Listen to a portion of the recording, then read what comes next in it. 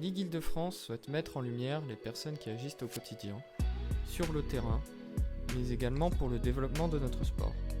Et pour cette nouvelle édition, Parole à la volée, nous recevons 3 cadres techniques professionnels. Merci à vous. À tous, bienvenue pour ce nouveau numéro de Parole à la volée. Aujourd'hui, on va s'intéresser au club professionnel pour cela, j'ai avec moi Pascal Léandry, qui est directeur du club de hand. On fait une petite ouverture avec un autre sport collectif. Merci. Dorian Rougeron, qui est l'entraîneur du Paris Volley, et Cédric Loget, entraîneur du Plessis-Robinson. Je vous remercie à tous les trois de prendre un peu de temps pour participer à ce nouveau numéro. Pour commencer, je vais vous laisser rapidement et brièvement vous présenter tout simplement, présenter un peu votre parcours, joueur éventuel, entraîneur, et voilà. Qui commence? Vas-y, honneur au hand. Allez. Merci à tous. Tout d'abord, tous mes voeux à toutes et à tous, tous mes voeux pour cette nouvelle année, en espérant simplement qu'elle redevienne normale. Et ce sera déjà une bonne chose. Donc moi, je m'appelle Pascal Léandry. Je suis actuellement directeur du club de l'US Ivry Handball, club de première division de Lidl Star League, on dit dans le hand, un club qui a été créé en 1947. Mon parcours, j'ai été joueur professionnel pendant une douzaine d'années, au sein de l'US Ivry essentiellement et aussi à Dunkerque, en première division. Ensuite, j'ai été 8 ans entraîneur de l'équipe professionnelle, 2 ans adjoint, 6 ans entraîneur principal. Et depuis 2015, je suis directeur du club, donc j'occupe les fonctions et sportives et de développement du club. Je chapeaute toute la partie développement et sportif du club. Voilà. Ok, merci. Dorian, je te laisse parler. Ok, donc moi c'est Dorian Rougeron, je suis l'entraîneur du Paris Volley depuis 10 ans maintenant. Et avant ça, j'ai entraîné le centre de formation. Je suis passé par toutes les équipes de jeunes aussi, en tant qu'entraîneur et même en tant que joueur, parce que je suis au club depuis que j'ai 12 ans. Avant que je sois le Paris Volley, c'était le club du PUC. Donc voilà, j'ai un peu vécu toutes les étapes en tant que joueur, en tant qu'entraîneur. Voilà, et évidemment, je manque à mes devoirs, mais je vous souhaite également une très bonne année. Ok, j'enchaîne. Donc, de mon côté, donc, Cédric Loget, déjà bonne année à tous. Voilà, comme Pascal, on espère qu'on aura un retour à la normale le plus vite possible. Voilà, c'est pas gagné, mais bon, ça sera dans nos vœux pour 2021. Donc de mon côté, moi j'entraîne le Plessis-Robinson depuis 8 ans. On est en Ligue B. C'est le 2e club professionnel en garçon sur la région parisienne. Voilà, et auparavant j'étais joueur, j'ai joué 10 ans en Ligue B et 10 ans en élite. Voilà, j'étais à ce moment-là, je signais des contrats à mi-temps, donc j'étais prof de PS également pendant 15 ans. Voilà, et puis avec un parcours en STAPS avant. Et puis comme pour Dorian, voilà, sur mes 20 années de joueur, j'ai joué 16 ans au Plessis-Robinson, donc c'est un club que je connais bien, dans lequel aussi ma famille était bien impliquée. Voilà, et puis donc j'ai joué dans toutes les équipes de jeunes, j'ai entraîné des équipes de jeunes auparavant, des équipes de sélection également de jeunes. Voilà, donc la formation voilà, est importante aussi pour moi, la formation des jeunes, l'intégration des jeunes fait partie du projet global du club et du projet aussi de l'équipe professionnelle. Voilà un peu la présentation. Ok, super. Merci beaucoup pour cette présentation. Moi, je constate déjà que vous êtes tous fidèles à vos clubs, ce qui n'est pas forcément le cas dans certains sports. Donc, ça a soulevé. Effectivement, je vais reprendre parce que je n'ai pas souhaité nos bons voeux pour cette année 2021 en espérant que la pratique sportive pour tous puisse reprendre très rapidement. Et dans ce contexte, justement, j'aimerais savoir un peu, parce que nous, sportifs amateurs, on se plaint de ne pas pouvoir reprendre, etc.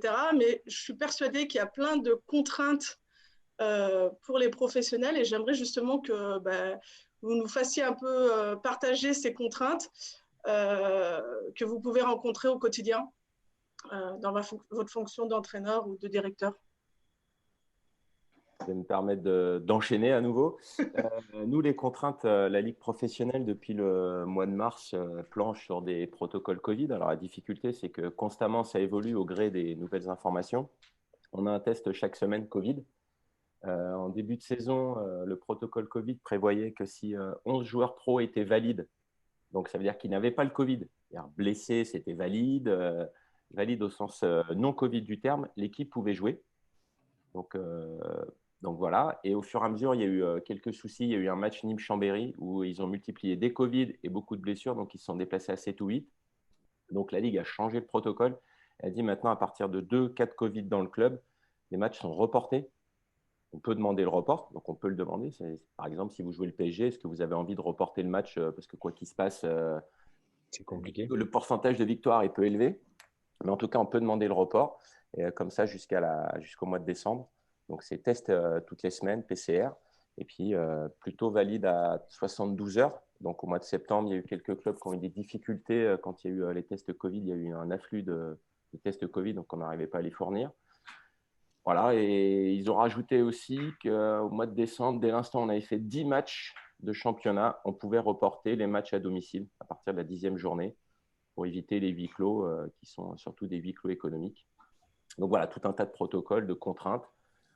Se rajoute à ça les possibles annulations de matchs quand vous êtes en déplacement, puisque les tests, vous pouvez les recevoir jusqu'à midi le jour même. Ils ont évolué. Maintenant, c'est la veille. Et vous pouvez avoir un match annulé la veille. Donc, vous êtes en déplacement et vous rentrez chez vous. Il faut aussi gérer, alors c'est la partie manager, il faut aussi gérer les déplacements parce que la SNCF annule beaucoup de déplacements. Habituellement, nous, club parisien, on a la chance d'avoir beaucoup de transports disponibles. On partait plutôt le jour de la rencontre, parce qu'on avait tout à 3 heures de TGV. Là, on a dû changer nos plans. On part souvent la veille en bus, ce qui rajoute des coûts supplémentaires dans le budget qui n'étaient pas prévus quand on a déposé notre budget au contrôle de gestion. Donc, voilà, Et puis des coûts de logistique, parce que si vous dormez sur place, il n'y a pas de restaurant, il faut aussi nourrir. Alors, on essaie de trouver les hôtels, ça c'est une autre contrainte, des hôtels qui font restaurant. Si possible, des restaurants dans lesquels on peut être à l'écart des autres personnes. Donc voilà, c'est tout ce protocole. Et puis après, on rajoute la problématique la plus importante, c'est que sportif professionnel, c'est faire des matchs, mais faire des matchs pour partager avec un public. Et actuellement, on fait des matchs à huis clos, donc ça sonne bien creux et l'intérêt est un peu étrange. Voilà. Et on rajoute une dernière chose, c'est qu'avec l'histoire du Covid, une semaine, vous pouvez jouer une équipe qui n'a pas de joueurs. Et la semaine d'après, qui retrouve voyez, le championnat au niveau de l'équité.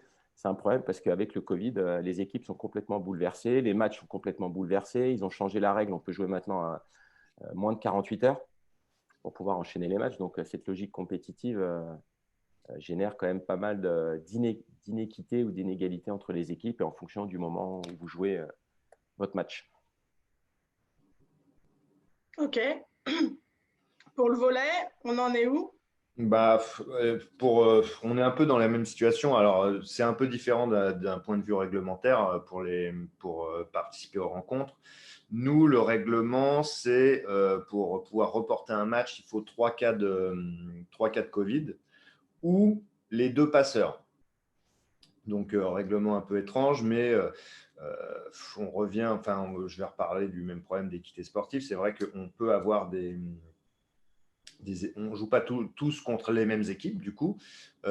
Certains, on se demande des fois si ça donne même des situations de suspicion. On se demande parfois si on n'a pas inventé un cas de Covid, ou en tout cas un cas contact, parce que c'est difficile d'inventer un cas de Covid, mais les cas contact, voilà, donc c'est un peu, on se retrouve un peu face à ça. On a un peu les mêmes problèmes de logistique. Et donc, sur l'organisation des déplacements, c'est un peu compliqué. Donc, même problématique, il faut qu'on trouve des hôtels qui font restaurant. Et encore, la plupart du temps, même les hôtels qui font restaurant doivent fermer le restaurant. Donc, ils acceptent, on négocie pour avoir une salle, pareil, à l'écart des clients. Voilà. Après, sur le fait de jouer ou de ne pas jouer, c'est vrai que c'est un peu compliqué de jouer sans public. Mais pour un entraîneur, je vous avoue que de toute façon, moi, quand on m'a demandé mon avis, j'ai demandé à ce qu'on joue, même s'il n'y a pas de public, parce que pour le développement des joueurs et pour l'intégrité physique des joueurs, on s'est retrouvé face à des gros problèmes après le premier confinement, où certains joueurs n'avaient pas pu jouer pendant 4, 5 mois et on les a retrouvés dans des états pas possibles. Et puis, certains d'entre eux ont un projet olympique cet été. Donc, on est aussi responsable de leur projet olympique pour ceux qui en ont. Et donc, moi, en tant qu'entraîneur et que technicien, j'avais à cœur de pouvoir continuer à travailler avec mes joueurs et à les sécuriser sur le plan de l'intégrité physique et puis de continuer leur développement. Donc, voilà. Après, l'autre problème qu'on a quand on est entraîneur, c'est qu'on est beaucoup dans la planification, la programmation. On aime maîtriser les choses. Et pour la première fois depuis, enfin moi c'est la seule fois que j'ai connu ça, on perd la maîtrise. On sait jamais à quoi s'attendre. On peut rien prévoir. Et ça c'est très frustrant pour un entraîneur, parce que même si c'est jamais réellement le cas, on est toujours dans cette recherche-là de maîtriser au maximum le maximum de facteurs, d'anticiper la moindre contrainte. Et là, on se retrouve dans une situation où l'anticipation est plus possible, en fait. Cédric, tu veux rajouter quelque chose à... Ouais, non, bah c'est assez proche, hein. C'est vrai que là-dessus, c'est une des choses qu'on s'était dit, nous, au début de l'année, sur la planif, voilà, on a une planif, hein, mais elle est vraiment adaptable, comme d'habitude, j'ai envie de te dire, mais là, puissance extrême, quoi. T'es obligé de t'adapter, de trouver des solutions en permanence si voilà, il y a des changements de programme. Voilà, donc ça c'est vraiment un inconvénient de cette saison et puis de la période Covid, quoi. Justement, au quotidien, quand on a des joueurs qui ont le Covid, donc qui sont mis en quarantaine, on va dire ça, comment ça se passe? Comment vous vous adaptez? Est-ce que vous vous êtes retrouvés justement à ne pas pouvoir travailler, par exemple, le collectif? Ah Comment bah ça ouais, se ouais. passe? Ouais, bah nous on avait été isolés, tu isoles l'équipe, et puis t'attends les tests, c'est arrivé 2 fois nous déjà. Voilà, tu essayes de maintenir un travail physique un peu, de manière isolée. On a testé aussi, alors ça le Covid l'a permis parce qu'on avait la salle un peu tout le temps, vu qu'il y avait plus c'était une période, il n'y avait plus de PS, il n'y avait plus rien, donc la salle était archi dispo. Donc pendant 4 ou 5 heures, on a entraîné individuellement les mecs, quoi. En se désinfectant, tout ça. Bon, on l'a fait un petit peu, quoi, hein, parce que c'était complexe, mais aussi pour garder un rythme, parce que si tu as des phénomènes de désentraînement très rapidement, quand même. Donc, voilà, si déjà tu peux plus faire tes matchs amicaux. Nous, c'est ce qui s'est passé un peu juste avant le début du championnat. Pendant 3 semaines, on a eu 3 semaines de galère de dingue, hein. Et donc voilà, en essayant de trouver quand même des solutions pour pouvoir s'entraîner, pour adapter.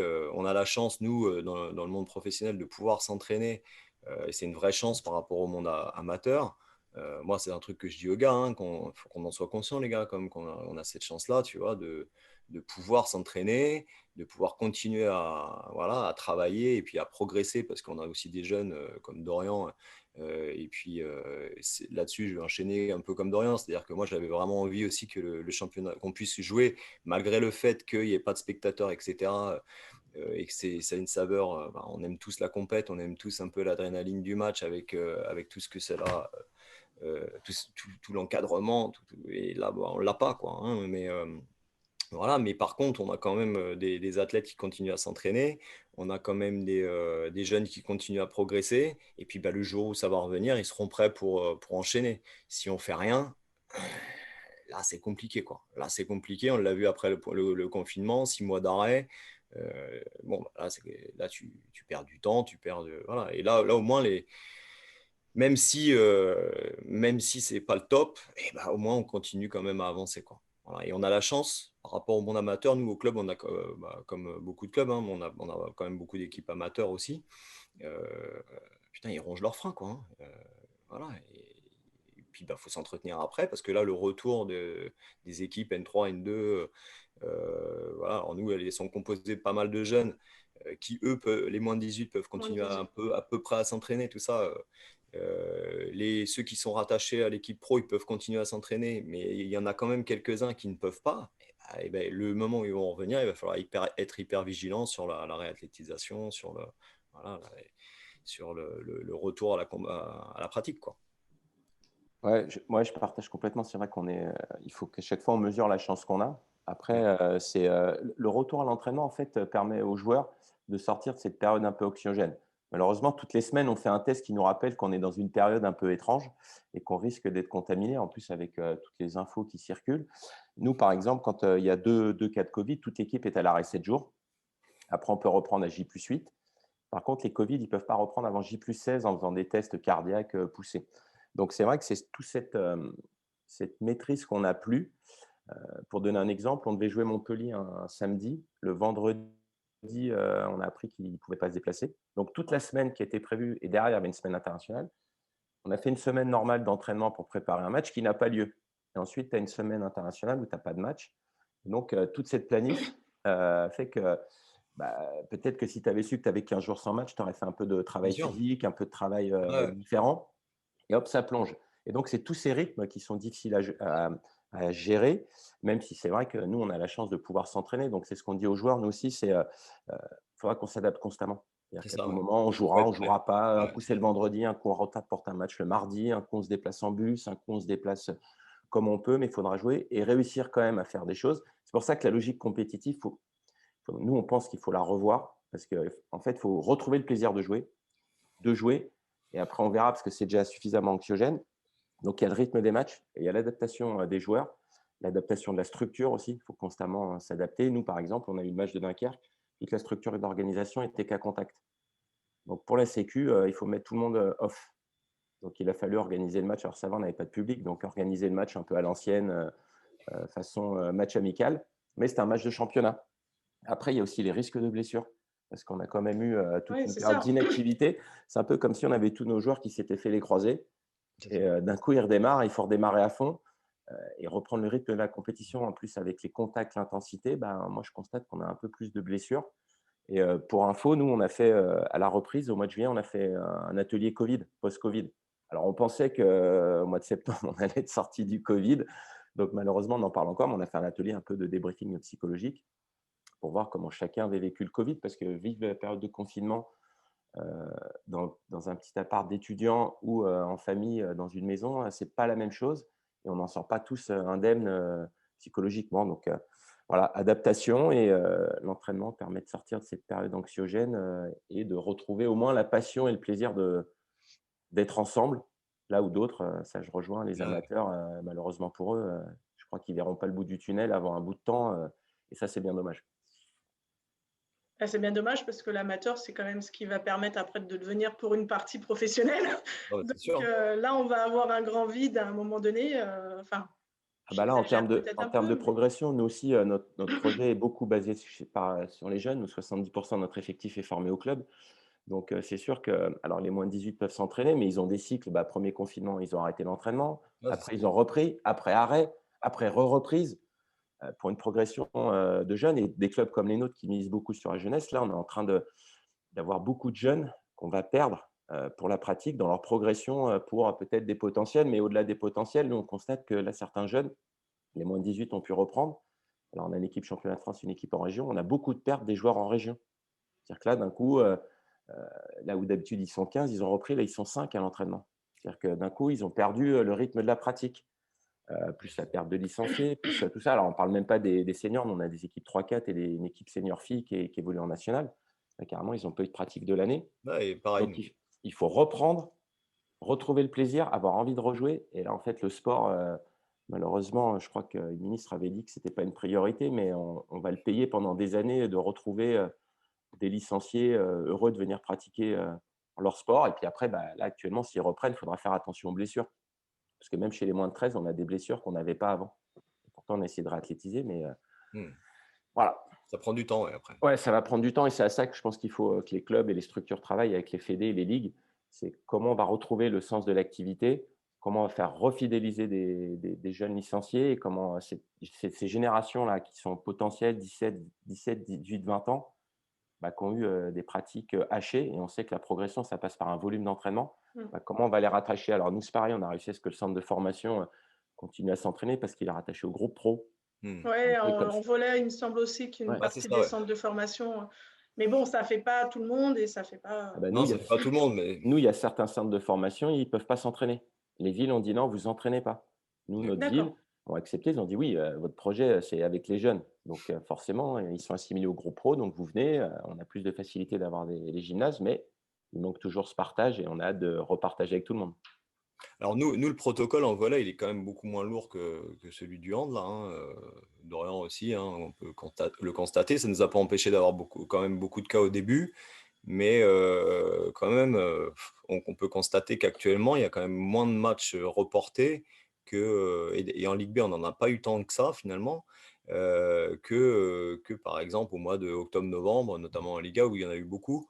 Voilà, peut-être parce que il y a une forme d'immunité dans les équipes, vu ils l'ont tous eu, quoi. Donc, et Vous Dorian est bien. continuez à faire des tests ou pas? Nous, c'est pas régulier. Nous, dès que tu as un malade, tu fais le test. Euh, D'accord. et puis, il est avéré positif, du coup, tu mets tout le monde, tu testes tout le monde, tu mets à l'isolement. Voilà, nous, ça nous est arrivé sur fin septembre, voilà, sur fin septembre. Nous, c'est Et toutes les Dorian a semaines. eu pas mal de cas aussi. Ah, si on prend le staff et les joueurs, on est 19, on est 16 déjà à avoir été contaminés. Donc, on a une Donc voilà. certaine forme Il y d'immunité. a une Après, on ne sait immunité. pas combien de temps ça dure. Mais, Ouais, voilà, mais bon, tu peux te dire, là, il commence à parler de 8 mois d'immunité. Tu peux te dire que jusqu'à la fin du championnat, ton équipe va quand même Il y a être l'immunité moins touchée. collective. sinon, j'aurais plus de mal à reporter les matchs comme ça. Nous, c'est Ouais. un test toutes les semaines. Ouais, Ouais, et c'est Même pour étonnant les que. joueurs qui ont déjà été contaminés. Ceux qui ont été contaminés pendant un mois, ils doivent faire une sérologie. En Ouais. fonction de la sérologie, si elle est positive, pendant un mois, ils sont tranquilles. Et au bout d'un mois, ils doivent refaire les tests. Ok. Ça qui est étonnant, c'est que le protocole entre les sports, justement, varie. Ouais. Pourtant, tout émane plus ou moins quand même du ministère, non? Ou je me trompe? Mais après, c'est les ligues qui C'est les ligues décident. pro, ouais. C'est les ligues pro qui. De la marche à suivre, quoi. Donc, Il y a le ministère qui établit un protocole et après, c'est comme les accords sectoriels, tu peux l'améliorer ou rester sur le protocole. Nous, on a choisi les tests. On a essayé de trouver le juste équilibre entre préserver la santé et la compétition. On se rend compte que c'est pas facile parce que nous, on a 4 matchs reportés. En plus, il y a des équipes qui, au début de saison, comme Aix, avaient des huis clos imposés, donc ils ont pu reporter les matchs. Donc, logiquement, au mois de décembre, on aurait dû avoir 14 matchs. Et il n'y a quasiment aucune équipe qui a 14 matchs, à part peut-être le PSG et Limoges. Sinon, tout le reste, on est à 10 matchs. Donc, il y a 4 matchs reportés par équipe. Donc, Ce qui va être compliqué à remettre, je suppose. Alors, le plus difficile, ça va être quand on joue les Européens. Nous, on a un match reporté contre Montpellier. Donc, il va falloir trouver dans le calendrier une date. Alors, ce n'est pas tellement nous que ça dérange, c'est plutôt eux. C'est-à-dire qu'ils risquent certainement d'avoir enchaîné peut-être le mardi en Coupe d'Europe, le jeudi à Ivry et le samedi ailleurs. Ça va être plus difficile. Après, toutes les autres équipes, comme on joue une fois par semaine, on peut le placer quand on veut, au gré des possibilités. Je voudrais rajouter que nous, on a profité de cette période Covid, le premier confinement et là maintenant, de redéfinir tout notre projet. Parce que du coup, on a eu du temps pour retravailler un peu l'organisation, la réflexion, pour redéfinir le projet. Donc, on a redéfini le projet 2020-2024 et on en a profité aussi pour décorer davantage notre salle. Parce qu'on n'a pas forcément des fois le temps, parce que l'équipement n'est pas dispo et puis on est des fois la tête dans le guidon. Ce n'est pas aux entraîneurs que je vais apprendre ça. Souvent centré sur le match d'après. Et donc, du coup, on a profité de cette période pour se poser et s'interroger davantage sur nos pratiques, nos modes de faire, ce qu'on peut changer, améliorer. Et donc, on a redécoré toute notre salle. Ça paraît anodin, mais du coup, quand les joueurs sont revenus de cette période de confinement, le gymnase avait changé. Alors, nous, on a un gymnase de 1947, donc il a un certain âge, c'est un peu comme l'Olympia. Il a été rénové, mais là, on l'a complètement redécoré à la manière Ça donne du coup une identité, une vraie identité. Ouais. Et les joueurs, quand ils sont revenus, le vestiaire avait complètement changé. On tenait aussi à ça. Ils reviennent. Bon, c'est pas comme ça s'est arrêté le 11 mars, quoi. Il y a de l'évolution et on peut retravailler. Bon. On a essayé, comme ça, de trouver des choses et j'encourage tous les clubs à essayer de prendre le temps de se poser pour réfléchir l'après et surtout comment on va se retrouver ensemble. Le premier jour de retour, tous les clubs, comment on retravaille un peu de cohésion, de juste du plaisir d'être ensemble. Et ça va être important de se retrouver. Je pense que tous, on a envie de se retrouver un jour. Et donc, c'est ce qu'on a essayé de travailler. Nous, par exemple, là, pour le confinement, la communication, on a essayé de vraiment d'être actif pour garder justement le lien avec tous nos adhérents, tous les gens qui suivent l'équipe. Et puis, par exemple, je pense quand même que malgré tout, même si on n'a pas de public, dès qu'on pouvait faire les matchs, ça, c'était une bonne chose parce que mine de rien, bah, les gens qui suivent le club, ils peuvent quand même voilà, continuer à suivre l'équipe, continuer à À envoyer, participer à indirectement à la vie participer, du voilà, club. voilà, c'est ça, à travers les réseaux, à travers bah, voilà, le Facebook, voilà, le Instagram, etc., quoi. Et du coup, ça garde quand même une certaine dynamique, quoi. Avec les jeunes. En plus, on a beaucoup de jeunes au club, donc du coup, qui sont très très actifs sur ces réseaux. Voilà, ça continue à mettre de la vie, quoi. C'était une des solutions qu'on voyait par rapport à cette période difficile, quoi, pour garder le lien, quoi. Alors après, ça demande voilà, quand même les réseaux une certaine expertise, mais bon, nous, les gens qui s'occupent de la communication sont plutôt bons, donc voilà, on continue à travailler dans ce sens-là, quoi. Florian, quelque chose à rajouter Non, à bah, ce que vient de... c'est un peu, je pense, il n'y a pas beaucoup de points positifs à cette crise pour les clubs en général, notamment sur l'aspect financier où c'est compliqué. Mais s'il y a un point positif, je dirais que ça a forcé les clubs à être ingénieux, à être inventifs sur certains plans. Là, Cédric parle de communication, Pascal de la déco de la salle, mais c'est vrai que ça a forcé à trouver une forme d'agilité, à réinventer, je pense par exemple nous sur la Liga, pas nous personnellement, mais il y a beaucoup de clubs qui ont repris en main la production sur la LNVTV, sur les diffusions web, qui ont proposé des avant-matchs, qui ont Bah, nous réfléchi aussi, on a fait comment plein de ils choses. pouvaient mettre en avant leurs partenaires, garder leur public près d'eux. Voilà, c'est le point positif, je trouve, Mm. par rapport au club, c'est que tout le monde a essayé. Personne ne s'est apitoyé sur son sort et tout le monde a essayé d'être agile, inventif, de se réinventer un petit peu pour préparer l'après aussi, comme disait Pascal, et sortir de cette crise plus fort finalement. Mm. Ouais, c'est ça. Nous aussi, là, toujours dans le sujet de la com, là, bah, tous ceux qui sont responsables de la com ont décidé de lancer un avant-match et de le produire en interne. Et du coup, bon, bah, ça donne un produit fini qui est intéressant. Bon, on peut toujours améliorer, mais qui est vraiment intéressant, qui a été suivi, apprécié. On va Voilà. dire que ça a le mérite déjà d'être là. Non, mais ouais, mais et puis bon, c'est vraiment un plus. Et puis, du coup, ça continue à se développer, quoi. Comme les fans ou les gens qui suivent ne peuvent pas venir au gymnase, bah, on essaye de leur apporter voilà, de l'info, des images via les réseaux, quoi. C'était... Et juste, alors peut-être une question, je ne sais pas si vous allez tous pouvoir répondre, mais en termes de partenariat, est-ce que le club a fait des choses bien particulières avec les partenaires pour justement les conserver? On sait que dans cette période, il y en a quelques-uns qui ont du mal à suivre aussi parce que l'entreprise est en difficulté financière. Est-ce que ça a beaucoup eu d'impact chez vous ou pas du tout?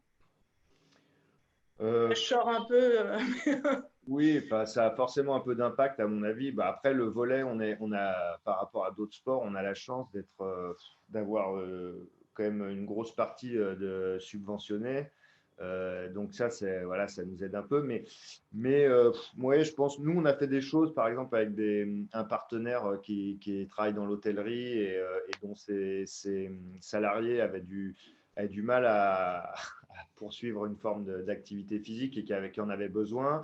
On a fait, de manière hebdomadaire, notre préparateur physique intervenait pour faire des cours de prépa physique en visio, comme ça, pour les salariés de cette entreprise-là. Voilà, on essaye de trouver des petites choses qui vont aider nos partenaires et qui vont les inciter à rester parmi nous. Nous, c'était sur le développement de la vente à emporter des commerces locaux au moment du premier confinement, par exemple, où voilà, ça avait été relayé sur les réseaux. Comme on a beaucoup de gens de la ville qui nous suivent, du coup, bah, ça faisait une petite émulation. Et donc, lui, il avait eu un retour positif hein, quand même de cette com. Donc, c'était voilà, un petit point qui avait été intéressant également. Quoi. D'un point de vue des partenaires, hein, c'est vrai qu'on a essayé nous aussi de garder le contact. Alors, c'est pas toujours simple, mais en tout cas avec beaucoup de com, des appels, après des petits cadeaux à Noël où en fait on a fait travailler notre traiteur qui fait d'habitude les cocktails du match, le buffet dînatoire. Donc, on lui a fait faire des coffrets pour les envoyer aux partenaires. Comme ça, s'ils avaient envie de le faire travailler, bah, ils pouvaient. C'est des petits liens comme ça. Et j'ai bien aimé ce que vous aviez fait avec le Paris Volley, parce que je suis Arnaud Gandet sur vos réseaux, justement avec le préparateur physique. Nous, ça, on n'a pas réussi on ne l'a pas développé. Par contre, voilà, on essaye de garder le lien constamment avec eux, encore plus de com et de présence un peu virtuelle. Ensuite, les pertes vont être difficiles à évaluer parce que, comme souvent, bah, quand on fait un budget, il est prévisionnel. Donc, on démarre au mois de juillet, on sait ce qu'on dépense. Par contre, on estime ce qui va rentrer. Et on ne saura qu'en fait, au mois de juin ou mars de l'année prochaine, si des partenaires disent bah, en fait, la prestation, elle n'a pas eu lieu. Donc, qu'est-ce qu'on fait? Est-ce que je reste? Est-ce que je ne reste pas? Nous, un peu comme le volley, on est à 45-50% subventionné par notre ville. Alors, c'est intéressant parce qu'à l'heure où le sport pro décrit souvent beaucoup les subventions publiques, on se rend compte que les modèles économiques face à la crise, bah, c'est comme partout, il y a des bons moments et des mauvais moments. Dans chaque modèle, il y a des avantages et des inconvénients. Et c'est vrai que d'avoir une collectivité, alors nous, c'est la ville d'Ivry qui vous soutient dans ces moments-là, ça permet de pérenniser les emplois et d'avoir un peu plus de tranquillité, là où d'autres clubs sont que dans le 100% privé. Et là, bah, sont comme dans les entreprises classiques, ont de grosses difficultés. Non, j'ai vu Chambéry, par exemple, Mais là, voilà. qui était en grosse difficulté parce Ouais. qu'ils ont, je crois, que 17 ou 18% de partenariat public. Voilà, donc Et eux, ils sont en galère. ouais. Mais eux ont eu l'anticipation et c'est là où on revient à la logique compétitive. Ils ont laissé partir des joueurs à l'intersaison pour alléger au maximum leur masse salariale. Donc, vous voyez, la crise a l'impact au-delà de juste on a perdu le match du week-end. C'est que dans la préparation d'équipe, Ouais, bien sûr. nous, on a fait un budget masse salariale à masse salariale constante. Donc, pas de développement. Alors, nous, on a beaucoup de jeunes, mais pas de développement. Par contre, d'autres clubs ont fait le choix de dire de recruter quand même assez lourdement et vont être en difficulté. Donc, vous voyez, la logique Mais compétitive. dans le volet, il y a un peu ces C'est profils-là la même chose. également. Hein. Ah oui. C'est la même chose. Hein. Et t'en as qui ont fait signer du gros contrat, comme d'habitude, voire pire. Et puis, mais bon, au mois de mars, on savait dans quoi on s'en Voilà. sortait quand même. Hein. Donc, Voilà. après, chacun Donc, prend les risques voilà, prend les risques qu'il veut, mais qu'il veut. voilà. Donc c'est pour ça que toute cette logique, il faut qu'on en sorte. Nous, à chaque fois, on dit on est tous sur une ligne de départ. À la fin, il faudrait que tous soient encore là sur la ligne d'arrivée et pas qu'il y ait de club qui ait disparu parce qu'on vit avec la concurrence. C'est un peu notre moteur, c'est challenger entre clubs. Tu montes, tu descends, tu acceptes les règles. Mais par contre, là, actuellement, on n'en est plus vraiment là. On en est plutôt à sauver des clubs, sauver des emplois pour réussir. Et pour l'instant, on ne peut pas estimer les pertes. Nous, on sait à peu près si chaque si chaque partenaire devait demander le remboursement du match. Alors, c'est plutôt les prestats de relations publiques que la visibilité, parce que nous, on est diffusé tous les matchs sur LNH TV ou sur beIN Sport. Donc, la visibilité, elle est présente, en télé en tout cas. Et après, c'est plutôt les prestats. Nous, on estime les pertes à chaque match si on devait être remboursé entre 50 et 75 000 euros par match. Si on devait rembourser, donc il y a 15 matchs dans l'année. Je vais faire le calcul, 750 000 euros. Notre budget, c'est 2,7 millions. Donc voilà, mais comme on a des liens avec les partenaires et on est tous à essayer de se tenir, mais voilà, c'est potentiellement les pertes envisagées, quoi. On peut effectivement se retrouver avec un ou deux partenaires qui, en difficulté, qui veut effectivement un retour sur investissement et donc. Oui, parce qu'ils ont déjà fait ça pendant le premier. Alors nous, la structure de nos partenaires, c'est plutôt des très grosses boîtes, donc je pense qu'ils sont moins impactés que la PME qui a du mal à boucler le fin de mois. Oui, que l'artisan qui aide. Voilà, tous, on le saura au mois de mars, avril, vraiment s'il y a une problématique financière. Pour en revenir un peu sur le terrain, moi j'aimerais savoir quels sont, selon vous, les points communs qu'on peut retrouver entre entraîner des professionnels et entraîner des amateurs. Qu'est-ce qui va être commun? Qu'est-ce qui va différencier Ah oui, moi, je veux bien commencer déjà sur les constitutions de groupe. Voilà, quand tu as une équipe amateur, bon, après, ça dépend à quel niveau amateur, hein. Tu peux avoir vraiment. Parce Oui, que tu peux t'en rapprocher quand même. Quand tu arrives, tu vois, en N2 et Elite, bah, tu n'es plus très loin quoi, du niveau pro. Quoi. Donc, mais oui, non, déjà dans le recrutement, tu peux avoir des similitudes. Tu vas essayer de constituer tes équipes dans la division dans laquelle tu évolues, avec les objectifs du club. Voilà. Donc ça peut être commun, hein, comme nous, ça peut être commun chez les pros. Voilà. Et déjà, ça, c'est la première chose. Après, au quotidien, dans l'entraînement, voilà, tu vas mettre en place tes objectifs, tes semaines, ta progression technique, ta planification sur l'année. Voilà, avec bien sûr pas d'entraînement quotidien pour les amateurs, mais malgré tout, c'est comme ça, c'est ce vers quoi il faut tendre. Voilà. Après, Dorian qui a connu aussi bien voilà, le CFC, même si bon, ça commence à être le monde pro, mais voilà, les jeunes, des fois, ça peut se rapprocher aussi du monde amateur. Ils font la petite passerelle, quoi. Tu vois, ils sont en train d'aller vers le monde pro. Je sais pas, tu veux ajouter quelque chose, Dorian? Moi, j'ai envie de dire que en fait, le cœur de notre métier, c'est le même. C'est-à-dire que de toute façon, moi, personnellement, je prépare mes séances de la même manière avec des professionnels qu'avec des jeunes joueurs ou j'ai pu faire avec des amateurs. C'est-à-dire que déjà, il faut être dans la recherche de développement individuel et collectif. Moi, il y a un truc que j'aime pas trop par exemple, quand j'entends qu'on dit, les discours du type ah bah lui c'est un joueur professionnel donc lui tu as pu à lui apprendre ça, tu t'as plus qu'à le gérer. Non, c'est pour moi un joueur même à 35 ans, s'il n'est pas dans une démarche d'apprentissage et de développement et de recherche d'être meilleur, il est déjà plus bon. C'est quelque chose qu'il faut toujours entretenir, ne serait-ce que pour l'enthousiasme. Il faut toujours qu'un joueur soit en recherche de développement. Au-delà de ça, dans le processus en lui-même de développement, j'essaie toujours de faire la même chose, c'est-à-dire que je vais essayer d'observer déjà un joueur ou une équipe, essayer d'analyser et de retirer un point. Je prends l'exemple par exemple de la réception. La réception, c'est plusieurs choses. Ça commence par une analyse de trajectoire, un déplacement, une posture, une orientation et enfin du contact. Je vais essayer de déceler qu'est-ce qui ne va pas là-dedans, l'isoler, travailler dessus et ensuite le remettre dans un contexte général et voir si ça a fonctionné. Bref, mon approche est toujours la même. J'ai plein d'entraîneurs de jeunes qui viennent me voir et qui me disent tiens, tu n'as pas un exercice type pour faire travailler la défense? Qu'est-ce que tu veux faire travailler en défense? Qu'est-ce que tu… Voilà, pour moi, un exercice, c'est quelque chose qui se construit.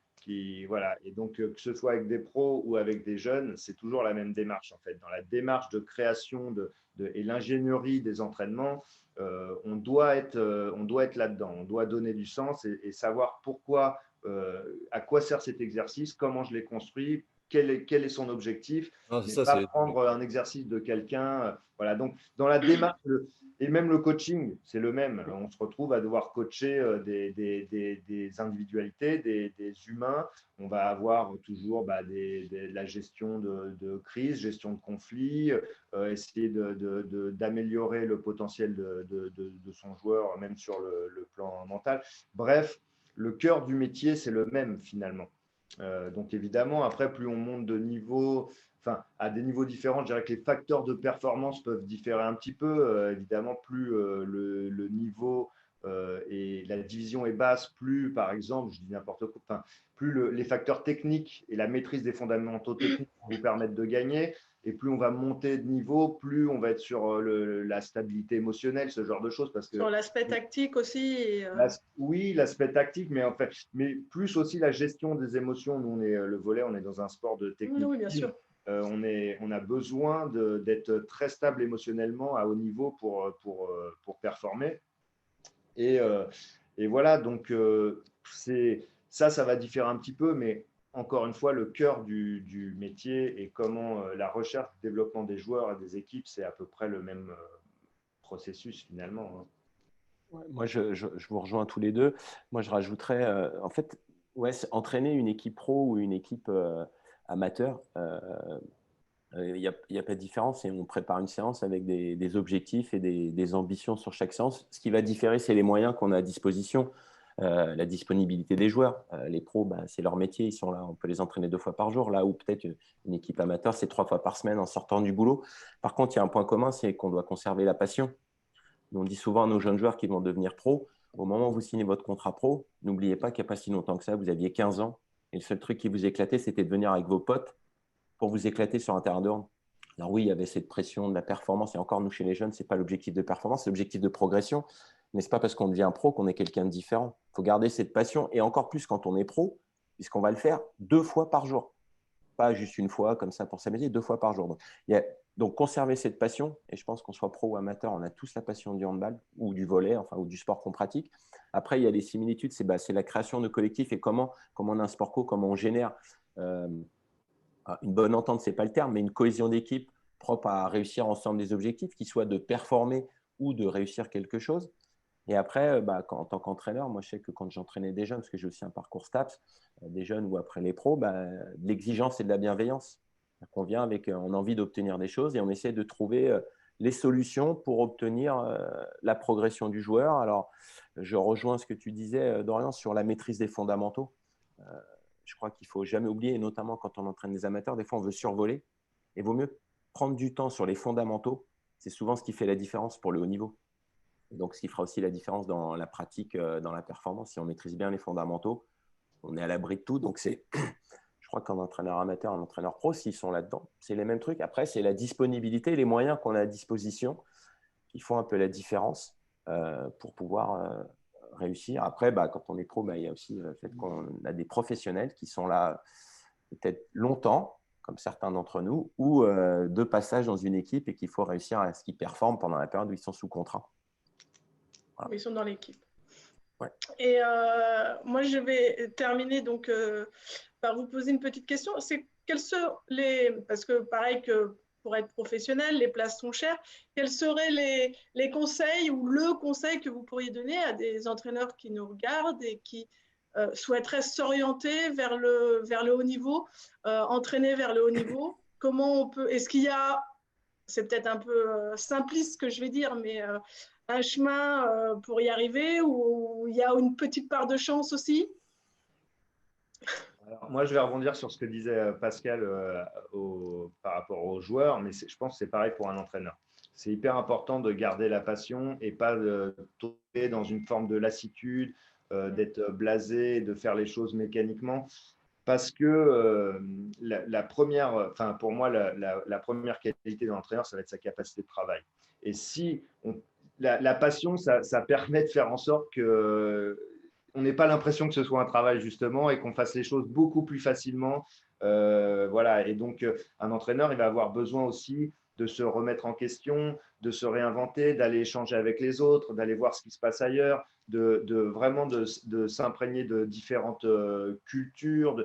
Bref, et c'est beaucoup plus simple à faire quand on est passionné parce que c'est naturel en fait. Donc, moi, il faudrait toujours… en tout cas, jamais être lassé et être blasé, à mon sens. Sinon, on va perdre cette force de travail qui est primordiale, à mon sens.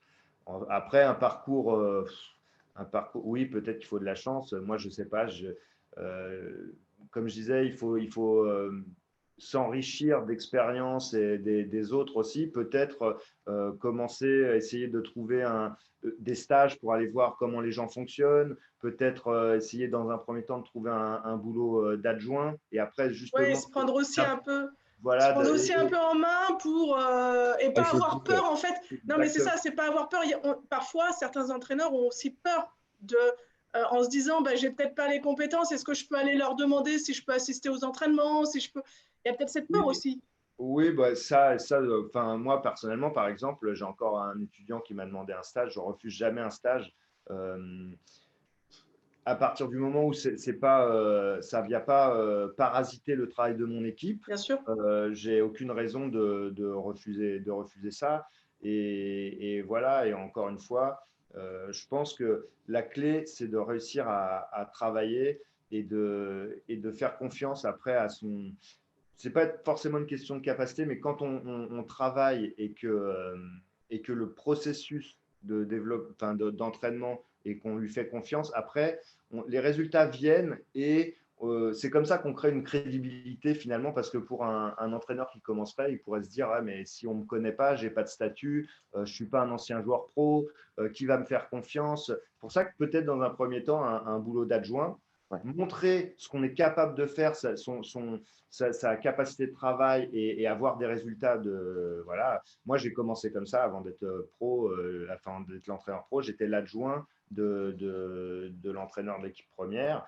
Alors, c'est un rôle qui n'est pas simple, l'adjoint, parce qu'il ne faut surtout pas tomber dans le truc où je veux manger le premier. Non, on reste à sa place, on n'essaye pas de faire de coups d'entourloupe au premier, mais par contre, on s'investit pour l'équipe. On travaille et là, vous allez obtenir de la reconnaissance des joueurs, vous allez être crédible et petit à petit, peut-être que quelqu'un vous donnera votre chance à un moment. Ouais, moi, je rejoins. C'est vrai qu'on a souvent envie d'être numéro un, mais il faut peut-être passer par des étapes. Alors, c'est vrai qu'il y a eu une période, le sport. Alors, le sport pro, avant, il y avait l'entraîneur qui faisait tout. Après, les clubs se sont structurés. Donc, il y a eu des adjoints, alors chez nous, des entraîneurs de gardiens, des préparateurs physiques. Et, euh, et puis après, le mode de recrutement de l'entraîneur pro, à un moment, c'était l'ancien joueur. Donc, il arrivait, ancien joueur pro. Bon, bah, il est là, il a développé des compétences. Mais en fait, pour devenir entraîneur, même si on est joueur pro, faut commencer avant. C'est pas à 35 ans quand on arrête, tiens, je vais devenir entraîneur. C'est plutôt un mode de vie, un mode de pensée, de s'intéresser dès qu'on est plus jeune, comment ça fonctionne, comprendre le pourquoi. Parce que, comme Dorian disait, travailler la réception, c'est pas juste on fait un exercice, on répète, puis la réception, on va savoir la faire. Non, c'est pourquoi on fait cet exo, dans quel objectif, pourquoi il est adapté à ce public-là, pourquoi il a marché, pourquoi ça n'a pas marché. Donc, c'est constamment s'intéresser pour, dès qu'on a envie de se dire entraîneur, de s'intéresser aux mécanismes de l'entraînement, comment on progresse. Et maintenant, je crois que le sport pro est prêt, en tout cas le hand est prêt à accueillir des entraîneurs qui ne sont pas issus du joueur pro. Alors déjà parce qu'il y a des formations, et donc forcément, ça commencera par un rôle d'adjoint. L'avantage d'avoir été pro, c'est qu'on a encore la crédibilité du joueur pro quand on démarre.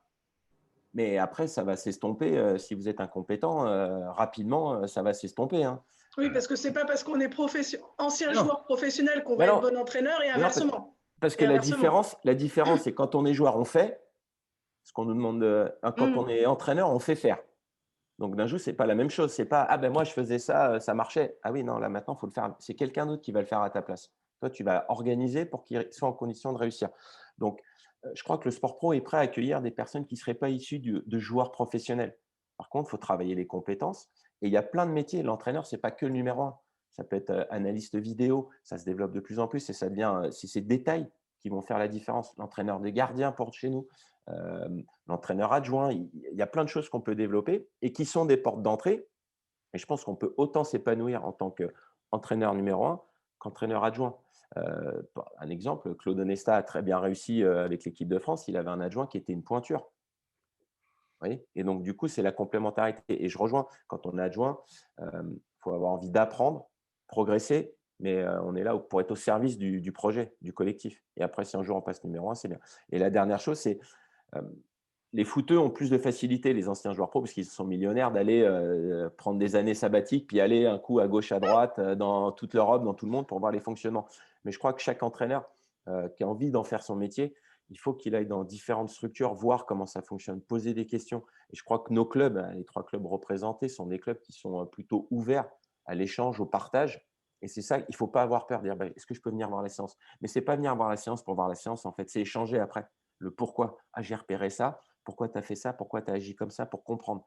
Et puis, si on n'a pas la chance d'être comme les footeux, d'aller dans tous les grands clubs du monde, déjà dans son microcosme, par exemple sur Paris, il y a beaucoup de sports professionnels, beaucoup de clubs, c'est aller se renseigner dans chaque club pour faire progresser sa culture, pour ensuite se l'approprier.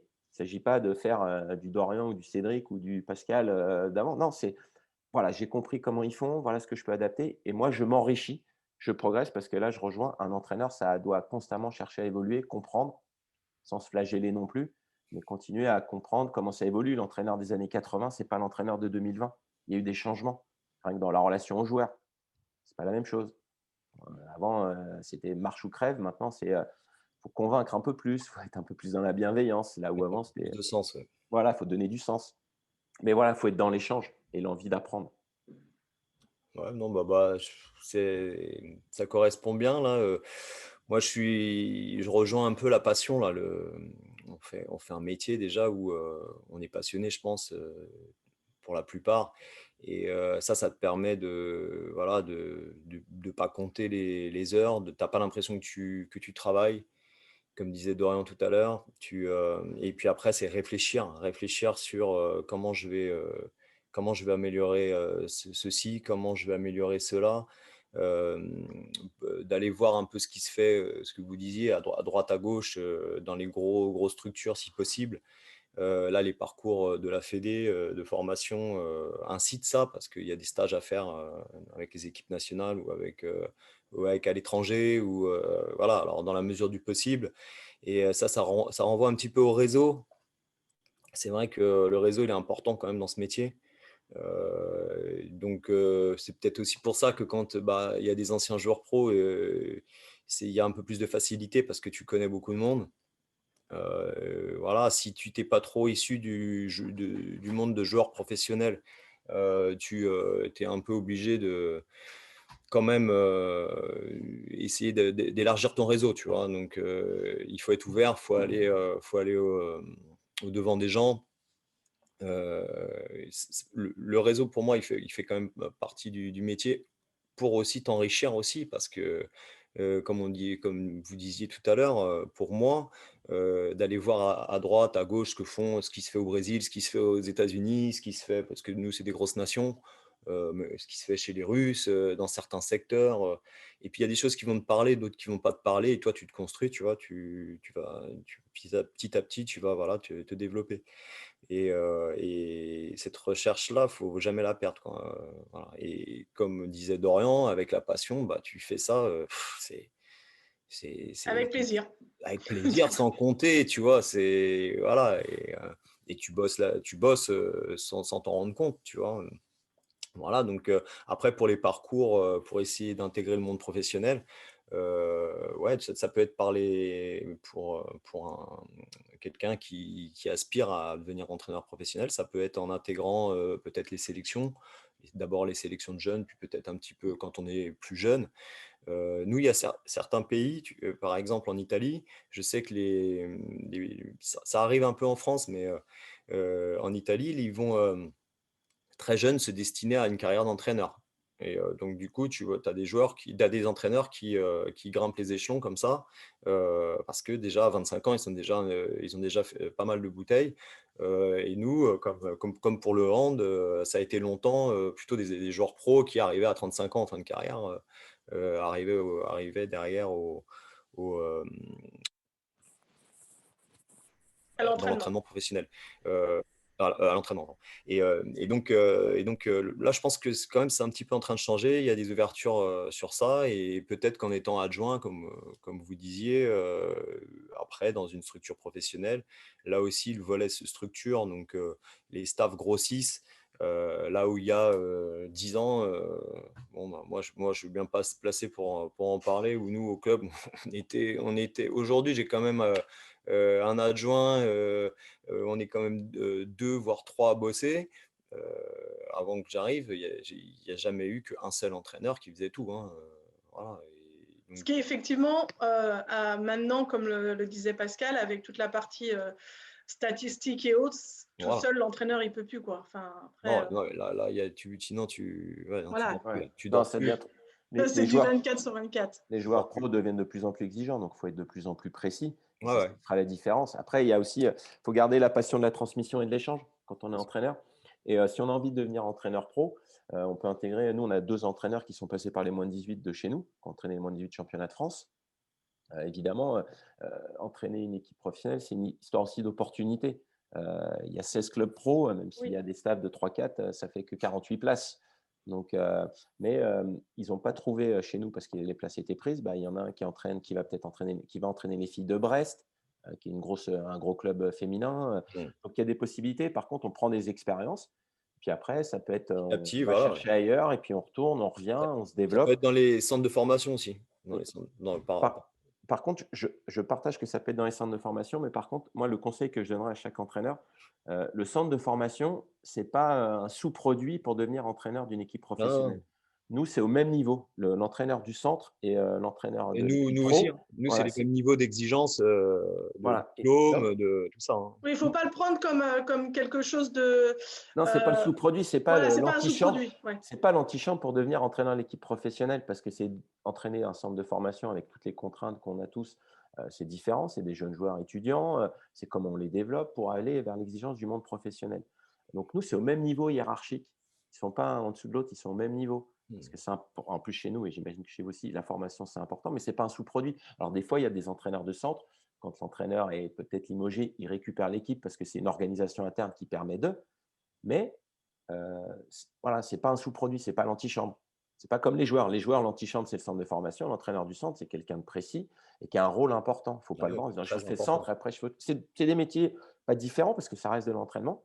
Mais voilà. Et comme adjoint ou comme statisticien, voilà, il y a plein de moyens de se développer. Il faut trouver sa voie. Et puis un jour, on a peut-être l'occasion d'être numéro 1 et on va s'éclater. Puis d'autres, à un moment, on va dire non, en fait, je préfère être adjoint pour d'autres raisons. Ouais. Chez les Italiens, par exemple, aussi, il y a des entraîneurs qui sont devenus entraîneurs pro qui, à l'origine, étaient statisticiens, qui ont développé certaines compétences à force de… voilà, il y a 2 exemples voilà, qui ont fini à Tours, notamment. Il y avait un article là, dans l'équipe Mac, je crois, d'aujourd'hui, qui disait que de plus en plus, le monde professionnel ne fait pas forcément appel à d'anciens joueurs professionnels. Parce que les formations se sont développées, parce que ça crée davantage de vocations, parce qu'avant, l'objectif, c'était des joueurs professionnels. Donc là, au fur et à mesure, il y a des métiers qui se créent, des vocations qui se créent, donc des personnes qui se préparent bien plus qu'avant, avec des diplômes, avec du réseau, pour se préparer à devenir sportif professionnel. Et je pense que c'est une bonne chose, parce que c'est un métier à part entière. Ce n'est pas le métier d'après. Le métier d'après, quelque chose. J'ai fini ma carrière de pro, je deviens entraîneur. C'est pour ça que même les joueurs pro, moi, le conseil, s'il y en avait, c'est ça ne se décide pas à 32 ans. Ça se décide, en fait, on l'a ou on ne l'a pas. Moi, il y a des joueurs pro qui à des moments, viennent me voir et me disent « Ah tiens, je ferais bien un diplôme d'entraîneur ». Et là où je suis surpris, c'est « Oui, mais quand tu avais 20 ans, pourquoi tu n'es pas venu me voir pour entraîner les moins de 11, les moins de 13 ?» Parce que si tu as ça en toi, tu as envie d'entraîner, tu as envie de dire « J'ai envie d'échanger ». Bien sûr. Non, c'est d'un coup « Tiens, je ferais bien un diplôme d'entraîneur ». Non, là, tu fais un diplôme pour faire un diplôme. Donc, c'est du sens. Donc, voilà, devenir entraîneur, c'est pas… Voilà, ça se travaille et ça se mûrit au fur et à mesure d'un projet. Ouais, et je pense pour rassurer les entraîneurs issus du monde amateur, cette crédibilité, comme disait Pascal, des anciens joueurs pro, déjà, elle va vite s'étioler. Et en plus, ce qui fait vraiment votre crédibilité, c'est vos résultats. Et je ne parle pas forcément des résultats sportifs, mais aussi des résultats que vous allez avoir en termes de développement sur les joueurs. En fait, c'est la première chose, les premiers à convaincre, c'est les joueurs. Si le joueur, vous lui dites, voilà, ça c'est l'objectif, je vais t'emmener là, on va travailler comme ça, qu'il s'aperçoit que ça fonctionne et que vous l'avez convaincu, déjà, vous avez fait une grosse part du boulot. Moi, je prends comme exemple, j'ai… l'entraîneur de Saint-Jean-d'Illac, c'est maintenant en Ligue B, c'était notre entraîneur du centre de formation à Paris. Et en fait, pendant qu'il y a beaucoup de joueurs de notre centre de formation qui sont retrouvés à Saint-Jean-d'Illac, et il les avait convaincus de ses compétences au moment où il était là avec nous. Et bref, eux, ils ont poussé après pour que le club le recrute à Saint-Jean-d'Illac. Aujourd'hui, il se retrouve entraîneur d'une équipe de Ligue B. Donc, c'est un entraîneur professionnel. Et parce qu'il a commencer par convaincre ces joueurs qui, après, eux, ont convaincu leurs dirigeants de faire appel à lui. Mais voilà, c'est avant tout les résultats qui vont faire votre crédibilité auprès de vos joueurs, auprès de dirigeants, auprès voilà, donc… Ouais, et les résultats, c'est pas forcément les résultats aussi. Comme tu disais, Exactement. résultats, un titre, voilà, c'est aussi Voilà, des je parle pas résultats de forcément en termes de développement. titre. Ouais, on de parle de développement. développement. Ouais, de développement aussi du joueur, d'équipe, parce que les équipes, elles progressent au fur et à mesure de l'année. Voilà, c'est du développement d'équipe et individuel. Oui, comment tu manages aussi, parce que c'est vrai que Voilà, aussi. alors, gérer une grosse équipe, c'est certains problèmes. Enfin, une grosse équipe de gros moyens ou des petits moyens, c'est des problèmes différents. Mais nous, quand on recrute un entraîneur, on regarde comment il s'est comporté avec l'équipe, ce qu'elle a produit en termes de victoire et même en termes de défaite, comment ça s'est produit, quel style de jeu il propose. Est-ce que son équipe, d'un match à l'autre ou sur la saison, elle a évolué?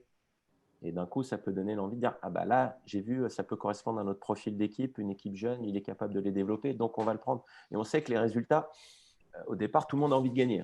Bien À sûr. la fin, il n'y en a qu'un. Donc voilà, et des fois, ce n'est pas le changement d'entraîneur qui fait que ça a réussi ou pas. C'est des alchimies, des alchimies qui se créent, qui font que un peu de chance par moment. Mais nous, voilà, on essaie de regarder, quand on recrute un entraîneur, voilà, ce qu'il a produit et ce qu'il est capable d'avancer. Et après, le monde professionnel et la première division, c'est voilà, ce qui augmente, c'est le niveau de pression et le nombre de personnes qui te regardent. C'est de pression que tu peux avoir parce que à un moment, le résultat est important. Mais… Et puis que tout le public, en fait, voilà. se dit, moi, si j'avais été à sa place, j'aurais fait ça, quoi. Ah bah ça, c'est sûr que quand on est entraîneur, il faut vivre comme un peu par arbitre, mais presque. Hein, c'est l'équipe gagne et l'entraîneur perd.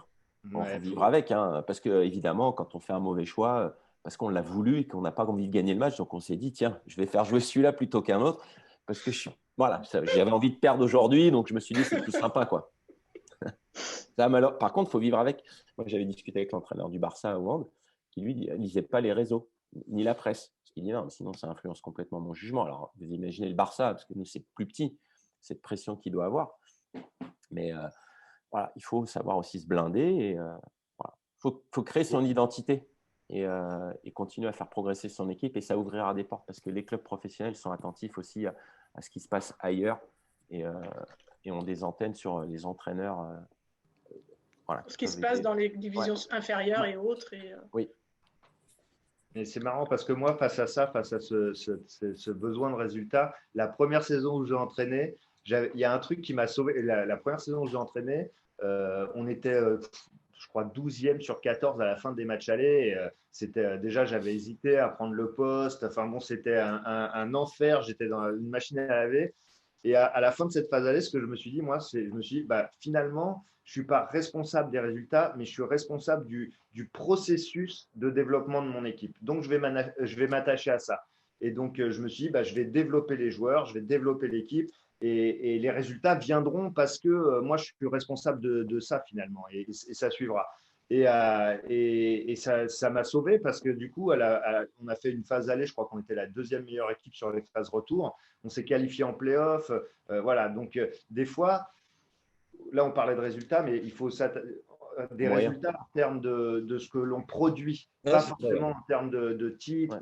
Mais oui, il faut savoir aussi se remettre en question. Oui, et puis surtout faire confiance. On a mis un processus en place. Moi, je commençais avec des très jeunes joueurs que j'avais eu avec le centre de formation. Et pour avoir un minimum de résultats, il fallait que ces joueurs se développent. Donc, il ne fallait pas que je perde de vue que ce qui était important, c'était de développer ces joueurs-là et que les résultats, peut-être, ils prendraient plus de temps à arriver, mais que ça passerait uniquement par là. Et donc, ça implique que pendant une demi-saison, il faut faire face justement à un manque de résultats sportifs, à un manque de victoires. En ayant confiance sur son processus de développement parce que finalement, ils vont arriver juste un petit peu plus tard. Je crois qu'il faut se concentrer sur les moyens. Le résultat, ça génère plus d'angoisse qu'autre chose. Il faut que je gagne, il faut qu'on gagne. Non, c'est plutôt comment on va réussir. Et ensuite, après, il y a une part en face, il y a des adversaires. On n'est pas un sport, on a des incertitudes. La salle, on la maîtrise. Et encore, quand c'est à l'extérieur, il y a cette notion un peu d'environnement. Mais en face, il y a un adversaire qui s'est lui aussi préparé, qui a aussi des vidéos, qui travaille aussi autant, plus pour réussir. Donc, c'est plutôt se concentrer sur les moyens, et ça, Dorian a complètement raison, les moyens de la réussite. Après, des facteurs qu'on maîtrise, il y a le facteur émotionnel, des fois, qu'on ne maîtrise pas. Nous, on a un match, on joue Saint-Raphaël, on finit match nul, on a le penalty de la dernière seconde, le joueur a raté. Oui, mais en tout cas, on a créé les conditions pour se retrouver en situation à la fin de gagner le match. Maintenant, on va essayer de faire progresser le joueur pour que quand il se retrouvera dans cette situation, il puisse l'aborder de manière plus efficace, efficiente pour réussir. Donc, ouais, l'entraîneur a plus une obligation de moyens que de résultats. Alors moi, ça, c'est notre philosophie chez nous. Ouais. Ok, eh ben, écoutez, je vous remercie beaucoup pour votre présence, pour ces échanges très riches.